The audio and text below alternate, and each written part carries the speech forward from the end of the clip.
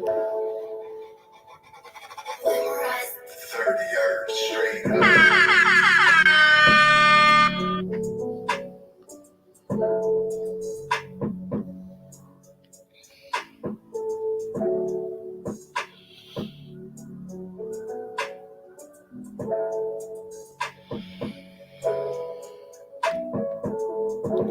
Peace, peace, peace, y'all. This is Empress Coach Rena Nicole, and this is the AM Inspiration Show to wake that ass up, streaming live on all networks, period. Yes, y'all. Today the topic is identifying toxic friends. Yes. So with that being said, it is Monday, November the 28th, 2022. Yes, period. Okay. Up under that new moon. With that being said, let's get right into this topic in a few more seconds. Keep in mind, if you are on any of these streaming services and you're having technical difficulties, click that StreamYard link and come through and head on over to StreamYard so we can see that face of yours or so you can join us in the conversation. Peace, y'all. Yes. So, it is day 4. Well, episode 4. Episode 4 in our friendship week. And we're going to be speaking about, like we just mentioned, toxic friends. This podcast, intention is to wake you up consciously, spiritually, emotionally, physically, financially, and what? Soulfully. Hello. Now, with that being said, we're going to be speaking on how to identify toxic friends. Everybody has their own way of identifying what they consider as toxic or not really helpful or supportive friends. But when you think about it, a lot of the times, a lot of people are completely comfortable, unfortunately, in these toxic friendships.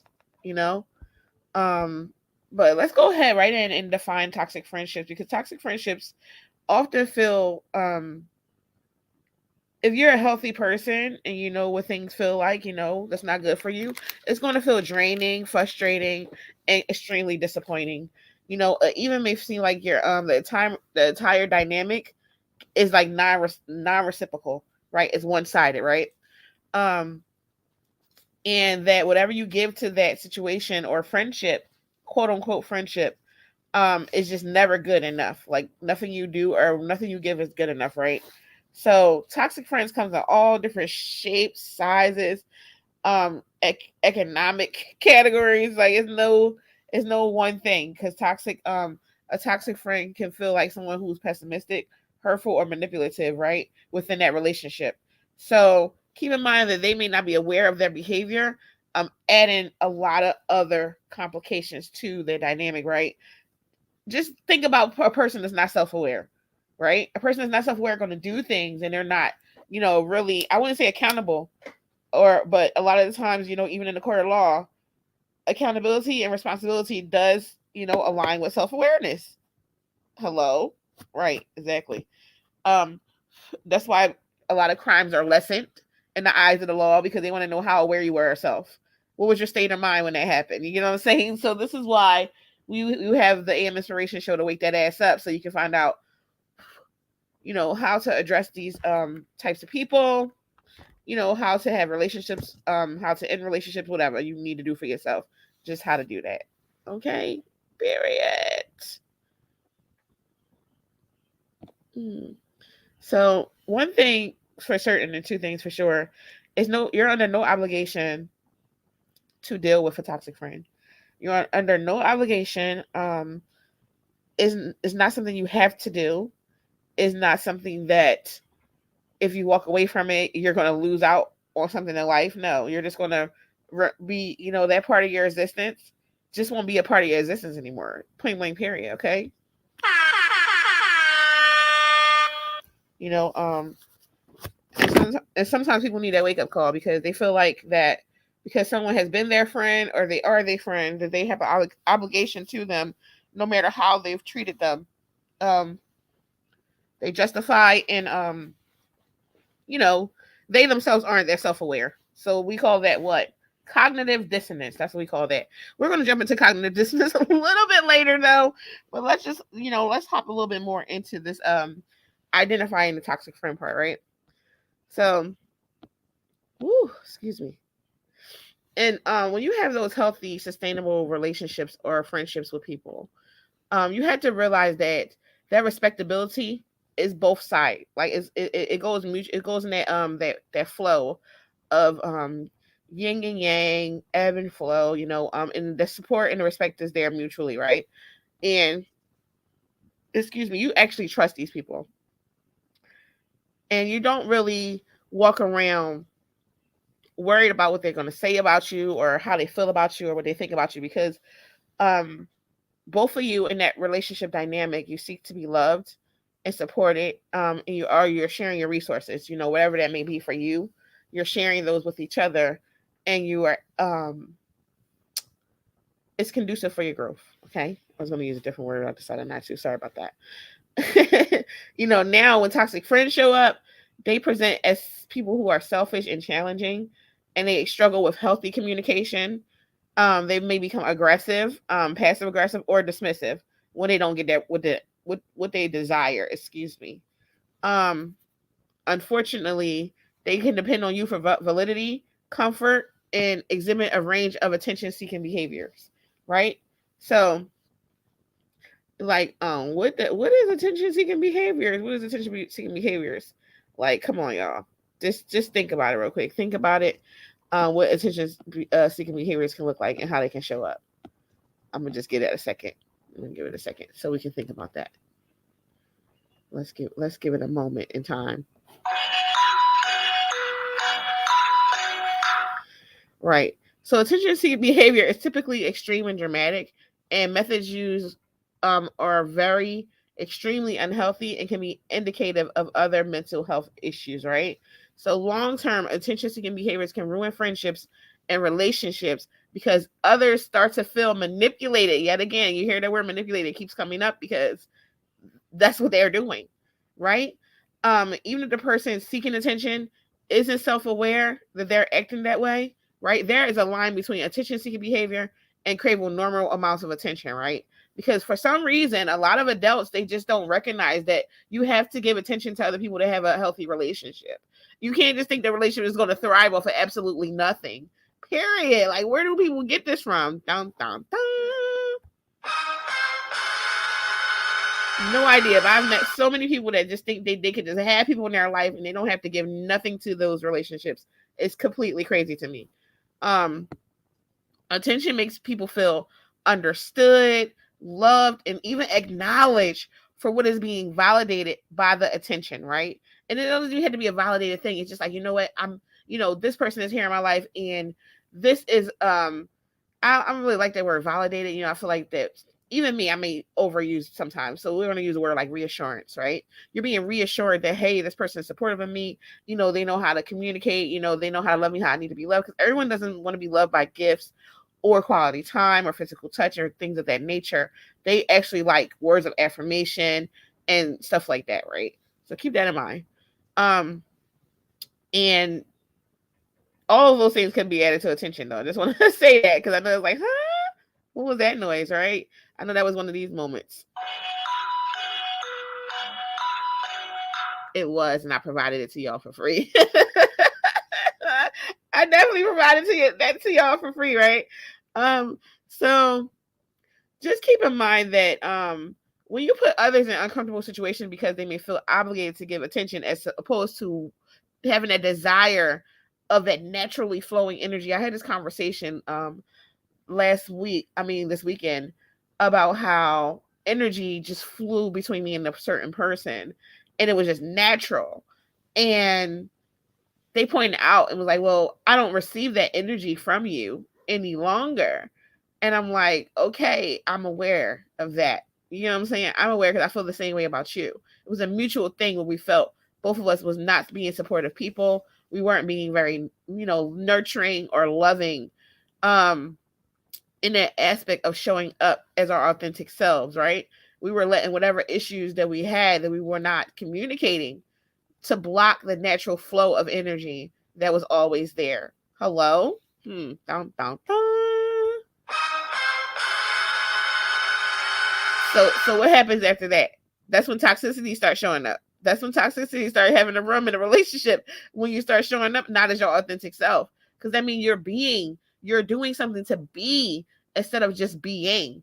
Like, you're doing things to be. That's a mask that you're wearing when you show up in that relationship. And you're not just simply being who you are. You're allowing hurt and pain to block you. So a lot of times your toxic friends have a bunch of bullshit they're dealing with. But they're like, not all of them, but some of them, they allow the pain that they're experiencing to block them from receiving, for be able to receive and to be able for themselves to care and have empathy for other people. Some people just don't have it though. Some people just don't have that, right? So let's talk about some attention seeking behaviors and adults, because we're talking about adults here.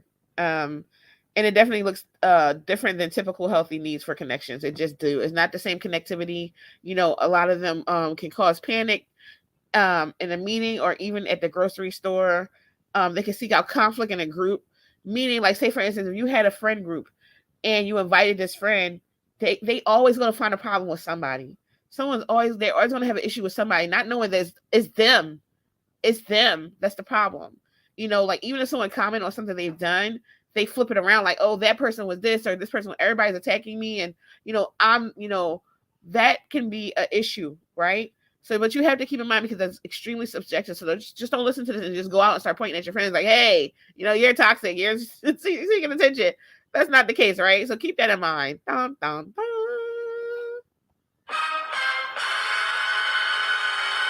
dun.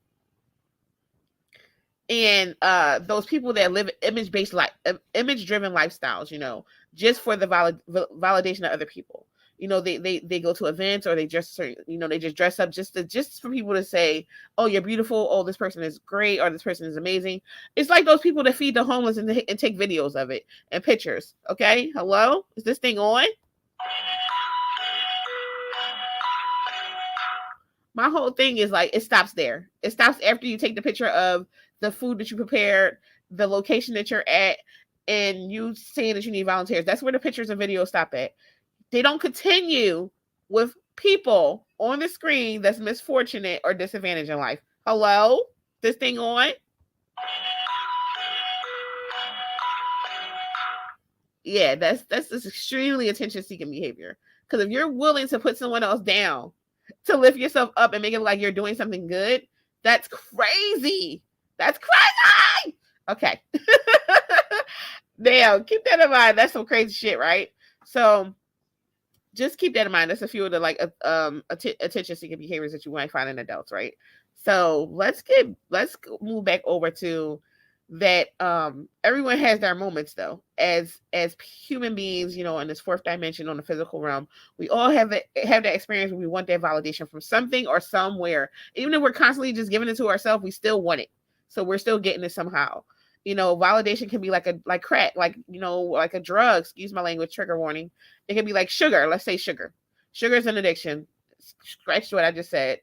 I apologize if anyone felt offended. But sugar, it can be extremely like sugar. It's highly addictive, and it's hard to break that cycle. A lot of times, even taking it back into the practice, of herbal medicine and detoxing people, when I'm putting them on them detoxes, they all start like, if they're meat eaters and they want to go vegan, they start craving cheese. They don't ever crave meat first, ever. They crave cheese and they crave dairy. Like, if they had dairy products and stuff like that, they'll crave that stuff over anything first. They're like, oh my God, I gotta have some cheese. I smelled cheese when I was out today at lunch and I can't take it anymore. So I had a cheeseburger. I'm so sorry. I just had to have the cheese. Like, it's like crack to them. You know what I'm saying? Like, they can't take it. They didn't realize how much they needed it in their existence, right?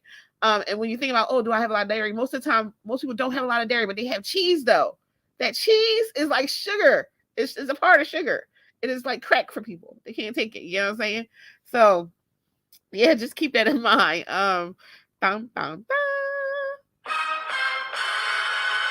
Right. So toxic friends stir up the drama. Like, they drama is on like the level 10. They want to party with that shit. Period. We had to get them the horn so they can start dancing because they love the drama. And guess what? The drama, if they ain't not consistent about anything in life, they consistent about that fucking drama though. They consistent about that. Hello? Right. So if you constantly feel annoyed, disrespected, or even guilty when spending time with certain friends, those feelings may be definite indicators, okay, of an unhealthy dynamic and also possibly a fake friend. Now, hello? Period. All right? Fake friends. Let's go with some signs that somebody's a toxic friend. Hello? One of the things they do is they tease you or insult you regularly. See, I don't fuck with people that insult me. I don't fuck with people that play those like when they play jokes and they feel like they, like I feel like it's truth to everything. So if you want to joke by insult to me, I don't do that. I don't do that because that's so passive aggressive. I feel like that if you want to say something to say it to me, just don't fuck with me like that because it's gonna have me start having thoughts about you. When I start having thoughts about you, you probably won't, hear from me. You probably won't. I probably, or you going to hear something from me. It's either you won't hear from me or you're going to hear some stuff from me, period. It really don't, there's no in between that. I don't play that whole, I'm going to put you down as my friend shit. No, friends are supposed to lift each other up and they can joke and have those jokes, like, oh, get your fat ass over here. No, not really thinking that your friend is fat or nothing like that, but just having those jokes. But if your friend say, okay, that hurt my feelings, you will never say that again, period. I've never said that to anyone. I've never said that to anyone, but I've seen friends play like that. Or for something like, oh, that's my, like, come here, bitch. Like, I've seen friends do that as well. I have one cousin that referred to me that way. And I'm like, oh my God, my name is Empress. Hello. But she's still who she is, period. And nobody's going to be able to change that. Right? She tries her best, but she just is who she is, right? And I'm not harmed by it. But I do let her know, like, hey, I don't feel respected when you, just greet me like that because that's not my name, period. But when someone is doing a chronic put down, that's a red flag. We're talking about someone is just literally just their criticism of you is just extremely low vibrational. It's never anything to edify. Well, I don't like using words like edify and course correction because I feel like that's just a whole nother topic, right? But we're going to use it just for the sake of the sake and so, right? For the fuck of it, right? So just not going to edify you or be productive to help you for your growth, right? For conducivity of your growth. Not a word, made it up. Now, you shouldn't feel like you're constantly being bombarded, harassed by your own friend. Okay, so like I said before, if someone is saying things that they're not aware, because a lot of people are not self-aware, they just say shit. They don't know how to shut the fuck up. Period. Okay. Listen, they don't know how to shut the fuck up. They just say shit. I am one of those people that I love to ask permission before I comment on some shit that's not my business. I'm like, is this okay that I'm saying this? Or I'll keep on checking in. That's why I use words like validation or reassurance when I'm talking to someone about some shit they're going through. Because the moment they say no, I'm done. That's it. I'm not talking about it no more. I'm not crossing boundaries and risking losing something that I'm building with someone else because I got to run my fucking mouth. Period. And a lot of people don't understand it. They feel like, oh, they do this gaslighting thing where they say, oh, you shouldn't be so sensitive because they want to be able to hurt people and use that you're being sensitive as an excuse to gaslight you and manipulate you so they can say whatever they want to say to you. Hello? Is this thing on? Hello? Listen, they will tell you that you're overreacting, and that it's just a joke. After they said some foul shit to you, I do not play on my life with people like that. And I hope that you listen to this. I hope you stop playing with people. Stop letting people play on your life like that. Period. Your life is not for play. Okay. And a lot of people play too much. That's the problem. Another one is the friends or the people that want all your attention. And the thing that fucked me up about that is that some friends don't even want your attention. They just want your attention when somebody else has it. They don't really fuck with you like that. They only fuck with you because other people fucking with you. Say for instance, if you are being like even like me with like podcasts and stuff like that, I can't really use myself as an excuse, but I'll just say like, say for instance, if someone has something going on and they might have told the friend about it and the friend ignored them, they see other people supporting them, they're like, oh, now I want to support them. You know what I'm saying? Because other people are supporting them. Now I want them to give me all their attention while they're doing this thing for themselves or for whatever they're doing and for their purpose or the thing they're walking in their purpose. And now I want to be a part of that because other people are supporting that. But before they knew that other people were supporting that, they didn't care. right? They just want to take your attention away from whatever it is that fulfills you emotionally. They want you to fulfill them emotionally, right? So they try to convince you that you are the only person in the world who can understand them the best. Hello? Listen, they can do like texting, calling, reaching out to you incessantly, right? Making up crises or exaggerating their life issues to obtain your support, even though they already have it because they're your friend. That's the part I don't understand it. You know, they insist that nobody else relates to them. You know, nobody else can relate to them. You know, and they can lavishly praise and boast about how wonderful and helpful you are, to reinforce the behavior. Like letting you know, like this is how I am, and this is how I'm going to show up. You know what I'm saying? And it confuses you because you feel like, oh, this friend loves me. You know, they value me, and then you realize after a while you start to feel drained, start to feel depleted. And a lot of people don't know that because they, you know, especially a lot of people that are empaths or people that are like emotionally sensitive and stuff like that, hypersensitive, excuse me, they show up differently. You know, they show up to love, to heal, to restore, to transmute energy, to grow, and to sustain. And when you're not showing up for those things, it's hard for you to see that somebody else will ever live like that. It's not thinking like nobody else, you know, everybody has to live like me, but it's like we don't walk into situations thinking the worst about people, you know, and that's important too. So, but like I said, that's another conversation. Okay. So make sure y'all sharing people, make sure y'all sharing this out, pinging people, different things of that nature, right? So another thing that's very got to keep your eyeball open for is they are a perpetual victim. You know, things happen to everybody, but a perpetual victim meaning everybody done something to them. They don't have no kind of grounding where they stood up for themselves or they were the victor in any situation. That's toxic. That's toxic as fuck. You know, I don't know anyone like that. Thank goodness. I don't surround myself with people like that. You know, like I said, I feel like everybody been through some stuff, myself included, and that's fine. But what we do with those things is we try to grow through them, we try to heal through them, and we use those things to you know, traject ourselves into our best life, right? And that's the imperative part. So a person like that, no matter what it seems, is like the world is out to get them. And sometimes life do seem like that. It seems like life is whooping your ass. Listen, I can tell you as a person who's experienced some stuff, I'm trying to tell you. There's been a lot of times where I would scream out to the heavens, like, listen, God, if there is a God, even if I did believe in God, you know, that's neither there or there. But I'm like, hello, I'm down here. Do you see me? Did I go invisible on you? Do I got my invisibility cloak on? Because what the fuck is going on? Period. So it's like we all understand that point in life. We all understand that everybody can go through that transformation period, right? So don't ever feel too down on yourself. Like, you know, I do feel like that right now, and that's okay. We're talking about people that dwell in that energy all their life. That's their energy all the time. Nothing they do, they're never accountable for anything they play, any roles they play, anything, how they're showing up, or anything of that nature, right? That's what we're talking about here, okay? So let's not get it twisted, period. Now, even in problems, they are like those people who don't take initiative to control their reactions or improve the outcomes, right? You know, my whole thing is that there's a relaxation of response. Some people only live in fight or flight, right?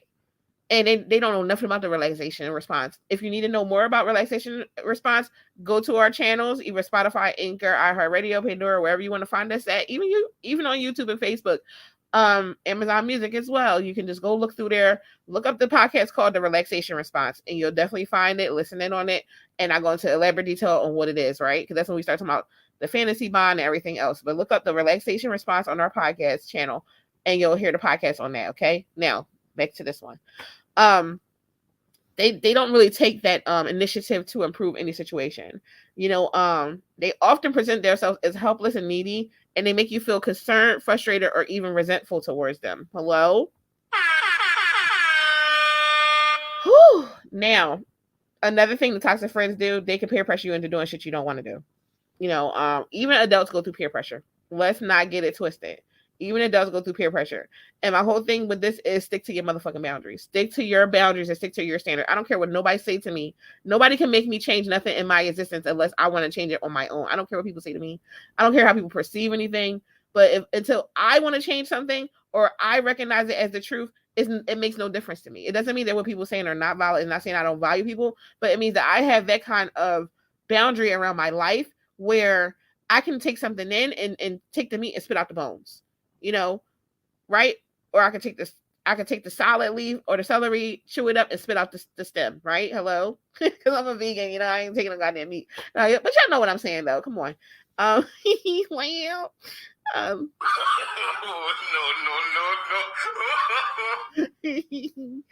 um, you know, unfortunately, a lot of us have succumbed to peer pressure as adults, and feel that pressure to fit in with other people.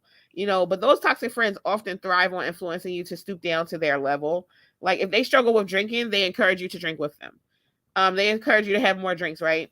If they keep hopping from relationship to relationship, they may they get you for staying in your relationship and say that you're settling for less, you know, or things like that nature, you know. And listen, honey, we can that's a whole that's a whole nother topic too. You know, because a lot of times friends, you know, I don't think it's gender based, but they feel like they don't have something and you do. Even if it's like a little messed up or fucked up, they don't want you to have it. You know, and it might be for their own reasons, but most of the time healthy friends don't want you to be in something for healthy reasons. We're talking about toxic friends here, so don't get it twisted. Y'all know what we talking about. Y'all know what we here for, period. Don't get it twisted. Oh man, what do toxic friends do the best? To me, they disrespect your boundaries. Oh, they are habitual boundaries disrespectors. You know, they are not like the opposite, like the opposite of the scale, right? So you have yin and yang, right? They're not the opposite of, oh, let me be supportive and like learn your boundaries and respect your limits. They believe that they're exempt from your boundaries. They believe they're that special friend that can call you after 9 o'clock, you know, or that can show up to your house without calling. They can just walk into your house or just go through your closet or just go through your refrigerator without washing their hands or just walk through your house with shoes on when you know you don't wear shoes in the house. Yeah, well, them motherfuckers. That's who we talking about. Period. Okay, that's who we talking about. You know, and when they need your support, they are really, really comfortable in like disrespecting your boundaries. They can't wait until like a time where you're available for them. They gotta feel like I gotta be here, like you gotta support me now, or it's just real fucked up, you know. Whew. It's hard to set boundaries with toxic friends. I'm just leave it at that. It's extremely hard because they are not going to understand that you are not attacking them. They're going to feel attacked. They're going to feel like you don't love them. They're going to feel unsupported because you are setting boundaries during your life when they are overstepping. Okay. And it just is what it is. Just keep to your boundaries. That's the only way you're going to stay safe. Because if you don't, you're going to end up just like them, toxic. Hello? We talked about that. They're jealous of your other friends. Why? I don't understand that. I never understood that. Like, my whole thing is like, it's okay for me to be a friend of a friend, and we all be hanging out and having fun. I'm okay with that. Some people can't handle that. They feel like, oh, that's my friend, you know. But I get it sometimes. I understand it, but I will never publicly, you know, yeah, I don't know about that. I don't know about publicly showing up that way, like, oh, hey, that's my friend, and this is this and this is that, until I get to know someone. You know, I might be a little, it's not about me anyway, but just me using me for example, I might be more cautious when new people are around to observe the relationship, you know, how my friend is being a friend to them or different things like that, you know. So just keep in mind that if you're that person that's more cautious and use your discernment, it doesn't mean you're a toxic friend. That's not what it means. It means that you're just, you know, you have boundaries and standards. We're talking to people that's like, oh, hell no, that's my best friend. I don't want my best friend hanging with nobody, you know. They feel violated if you have other friends. They feel violated if you do things without them. Even sometimes people feel violated if you have children and you like have a friend group and you decide to have children. They don't like that. They feel like you left them. If you get married, you left their friendship for marriage and stuff like that. I even remember having a feeling like that once upon a time, and just feeling like, you know, even though I was married myself, you know, after my separation, I felt like that all the people around me that was close to me, they all suddenly was in relationships now. Like nobody could be there for me. They always wanted to be with their man. Or, you know what I mean? Like, hello, period. Because like, I'm like, what the hell is this about? You know? So I think that was a part of mine. This is where I just disconnected. But you know what? For me, it was healthy though. It like the initiation of why I did it was unhealthy, But the result I got from separating myself was the best thing that ever happened to my existence. You know, I turned vegan. So many different things happened for me. Stopped smoking, stopped drinking. It just like my whole life just changed, and it was for the better. Period. You know, sometimes you just gotta embrace the change. Hello. It's still a sad, sad day when you question yourself like that. Just playing. But another thing about a jealous friend, like if you vent to them about another person, they're gonna try to convince you how you're so much better off without them. You know, like you don't need these people, you don't need that friend, you know, stuff like that. My whole thing is like I try to listen to a whole situation before I make I don't ever like to make a conclusion about nobody else's life. My whole thing is like if you don't need them and you're saying you don't need them, then I'm you know, I'm with you there. I'm not gonna sit there and tell you how much you don't need someone else in your life. I'm just gonna more focus on you. Like this is what you can do for you and different things like that, because I feel like that people always backtrack. Me, I'm a backtracker. Definitely, I'm a forgiver. I go back, and I'm not gonna like no motherfucking fool for sitting up there telling my friend, "Oh, this person, that person," when they might turn around and go back to that person. And now we all looking like dumb McGee while they're with that person happily, their other friends or their mates or stuff like that. No, thank you. Hello. Now, something I had to realize as an adult is another thing is the reciprocity factor, where you're always giving, or that pouring from the empty cup shit, where you're always giving and giving to a situation that doesn't pay off, right? It doesn't pay off because the people have no interest in paying it off, right? Okay, reciprocity matters. No relationship is ever 50-50. That's a lie. That's a gimmick. That's a scam. That's just a scam, period. It's a scam, right? So my whole thing is like, you feel like you're giving more of your resources, like time, money, affection, just knowledge, just anything, attention, then you definitely are in a toxic relationship with a friend. You're definitely, you know, and you're being taken advantage of your kindness is for being played for a motherfucking weakness, period. They're going to overstep your boundaries. They're going to do everything we just talked about, period, because they don't respect themselves. So how could they ever respect you? Hello? And then they're going to gaslight the fuck out of you if you bring it up. Hello?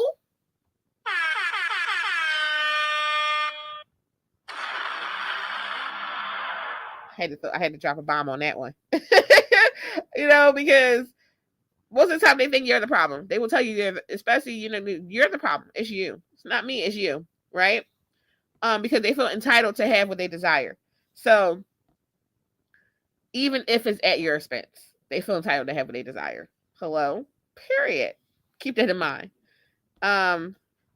Listen. They love when your plans get canceled. Say, for instance, if you had something amazing to happen and you was planning for it and they canceled it, they're like, oh, it's okay. You can just stay at home, or you can just do this with me, or you can just go do that. They love when you feel sad. They feel happy. They feel more empowered when things don't go right for you. Okay? And that's a cause for concern. Those are the friends that don't clap for you at all, like I said. These are the friends that, you know, I had a topic yesterday, but wasn't available to do it, where, you know, they can't support you in public because of the bullshit they said about you in private. Hello, is this thing on? I need a moment, y'all. I need a moment. Period. Point blank, period. You know how many people fall in that category? They cannot support you in public because all the bullshit they said about you in private, all of those icky feelings they feel about you inside. So they have so much trouble supporting you in public because they don't want people to say, "Oh, I thought you didn't like her. I thought you didn't fuck with her. Why I see you? You know, why I see you supporting her or him? Why I see that? You know, they don't want to be questioned because they know that they don't have integrity. Hello, this thing on? Gotta be on. Let me check. Period. You know, that's extremely problematic. They will try to even talk you out of going to events, especially like if you're a businesswoman or something like that, somebody like that wants to grow your existence and stuff of that nature. Yeah, so let me check to see if anybody want to comment anything. Check these comments, look around. Dun, dun, dun, dun. I don't see any comments anywhere. But yeah, so we're gonna head out because we're gonna finish this up tomorrow on part 2 of identifying toxic friends, because y'all know this podcast run for a half an hour to 45 minutes. Y'all trying to have me up in here for 2 hours talking about some toxic friends. Now, with that being said, listen, a toxic friend, you ain't never gonna get nowhere in life having toxic friends around you, because they gonna make sure they get everywhere stealing your energy. They gonna vamp your energy. They gonna take from you. They're gonna make sure that however you show up in life, they're gonna make sure they can stop you from trying to show up that way in life. They want you to feel down. They want you to feel resentful. They don't want you to be your best self because they feel like that once you feel your best self, you're out of their control. You know what I'm saying? They're no longer able to control you. They're no longer able to show up in that way where um they are like, oh, hey, this person is in my control. I get to see what they're doing. I get to see what they're saying. I get to imprint on them in a way that's not going to be healthy for them because they don't recognize that yet, right? So just keep that in mind, right? Okay. Having toxic friends is not worth the energy. It's not worth the time. And we definitely will see y'all for part 2 tomorrow at 9 a.m. Eastern Standard Time on Divine Intervention Show networks. You can just hashtag Divine Intervention Show on Google. You'll come up with all the podcasts from the beginning of time, period. Now, with that being said, I am your host, Coach Empress Rena Cole, and this was the AM Inspiration Show to wake that ass up, period. Consciously, spiritually, emotionally, physically, financially, and soulfully. Now, if you don't want to go through all that Google stuff, you can just really look up the podcast on Rena Nicole. That's RenaNicole.com/podcast. With that being said, I will check y'all out tomorrow, guys. Thank you for coming out. Thank you for being supportive. Don't forget to share, like, be inspired and grow. Peace, y'all.